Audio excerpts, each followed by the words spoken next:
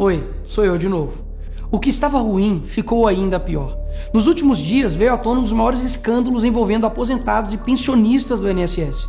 O rombo, segundo levantamentos, ultrapassa a casa de 6 bilhões de reais. 4 milhões de idosos roubados e a maioria das vítimas do Norte e Nordeste. Mas isso todo mundo já sabe. O que eles não te contaram é que o escândalo atual era de 6 bilhões.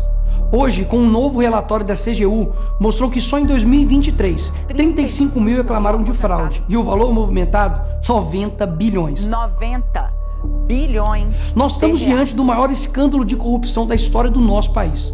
E o golpe era o seguinte: aposentados eram filiados sem consentimento, tinham valores descontados direto do contra-cheque ou faziam empréstimos que eles nunca pediram. E daí, quando reclamavam, nada acontecia.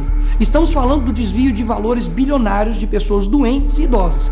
Dinheiro que deveria estar no bolso de quem trabalhou a vida inteira e hoje depende da aposentadoria para viver. E é claro, vão espalhar a narrativa de que tudo começou no governo anterior.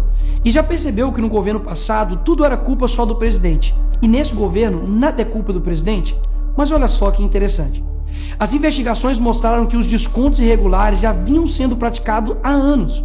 O que levou o governo Bolsonaro, em 2019, a apresentar a medida provisória 871, justamente para combater esse tipo de fraude em descontos. Ele obrigava os sindicatos e associações a comprovarem, a cada 2 anos, que o aposentado realmente estava autorizando aquele desconto. Adivinha quem ficou contra? Acertou, a esquerda. Como não bastasse, em 2022, com votos da esquerda, eles derrubaram essa lei. E o que será que aconteceu nos próximos anos? Bingo! Foi exatamente depois de derrubar esse mecanismo de proteção contra as fraudes que houve esse aumento absurdo de descontos indevidos.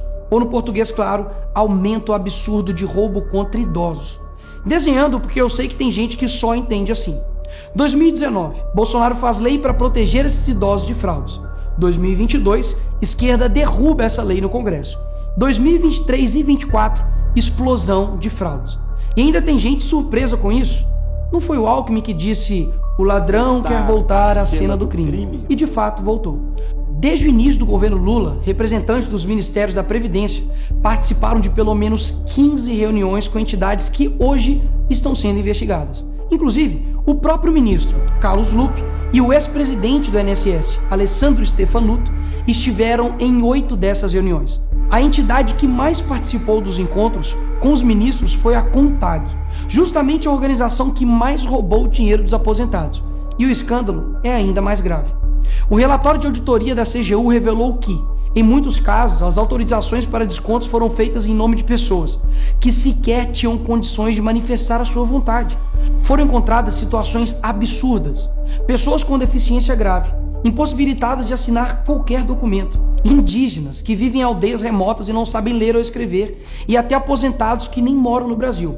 Roubar alguém já é terrível, mas roubar pessoas nessa situação é ter a certeza de que nada vai acontecer com você.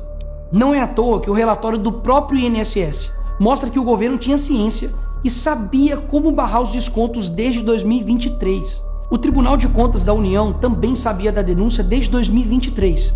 Desde essa época, poderia ter ajudado as pessoas que foram vítimas, mas o julgamento ficou parado por mais de 1 ano, por um ministro do TCU indicado por Lula. E o sindicato investigado era do irmão do Lula.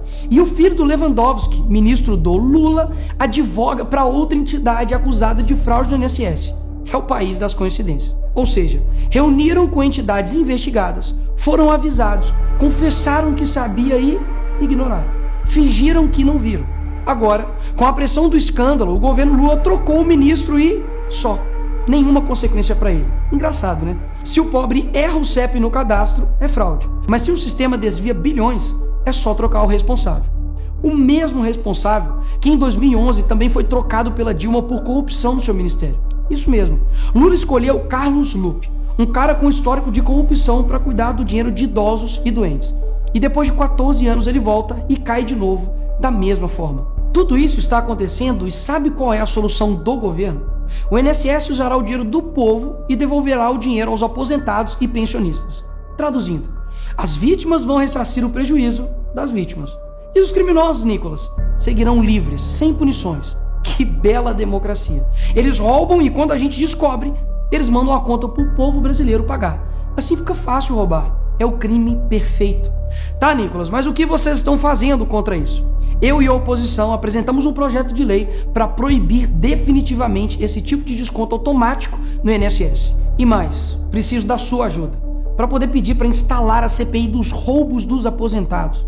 E será lá nessa comissão que vamos investigar mais a fundo e poder colocar na cadeia quem foi responsável por isso. E aí sim, fazer com que eles devolvam esse dinheiro, não que você pague essa conta. Vá até a rede social do Hugo Mota e Davi Alcolumbre e peça para que essa comissão seja instalada. E por fim, vá urgente ao seu banco ou veja o extrato na sua conta pelo celular e veja se há algum desconto indevido. Só assim, você saberá que está sendo roubado ou não e peça o cancelamento imediato desse roubo. E sim, o tempo passa rápido. Eu sei que muitos não pensam no futuro, mas um dia ele chegará. E que nesse dia tenhamos feito algo para chegar aqui diferente do que estamos vivendo agora. Ninguém aguenta mais um país que só desanima a gente a cada notícia. Mas para chegar aqui diferente, a gente precisa fazer algo diferente agora. Porque o partido que prometeu cuidar do povo, um presidente que os colocou como o pai dos pobres, acabou explorando quem eles mais juraram defender. Mas eles só chegaram lá porque muitos acreditaram neles. E até quando? Porque quando chegar aqui, talvez seja tarde demais para mudar o Brasil.